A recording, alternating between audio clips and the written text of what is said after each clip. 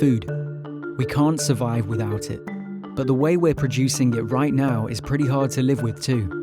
You may not think of biodiversity loss, climate change, and our food system as interlinked, but the way we produce food today is the #1 cause of biodiversity loss globally, and is responsible for nearly 1/3 of all global greenhouse gas emissions.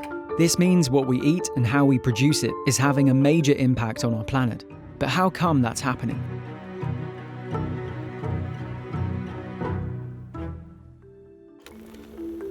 Here's what's actually going on. Food production is driving biodiversity loss through overfishing and converting natural spaces to agricultural land. We're deforesting huge areas on a large scale to make space to produce food, which results in biodiversity loss.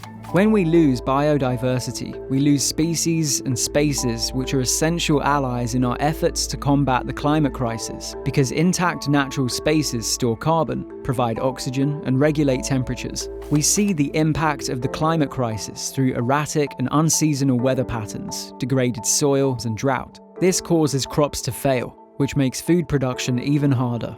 And so the negative cycle continues. The good news is that people are waking up to the issue and taking matters into their own hands.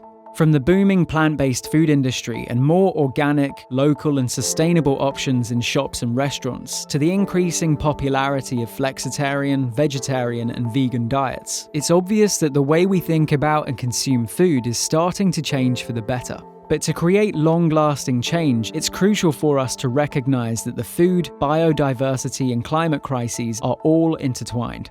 To tackle one, we need to see them as different slices of the same pie. Currently, we use more than enough land to feed the world a healthy, sustainable diet. If we adopt practices that are good for nature and biodiversity, we can eliminate the need to convert more natural spaces to agriculture. A global shift away from eating intensely raised livestock to eating more plants would use less land to produce food and reduce greenhouse gas emissions. This all helps to mitigate climate change, and a more stable climate then gives us more stability to grow crops. And so the positive cycle continues. There is hope, it's not too late yet. But individuals, governments, and businesses all need to act now to bring the changes needed for an environmental revolution. The clock is ticking.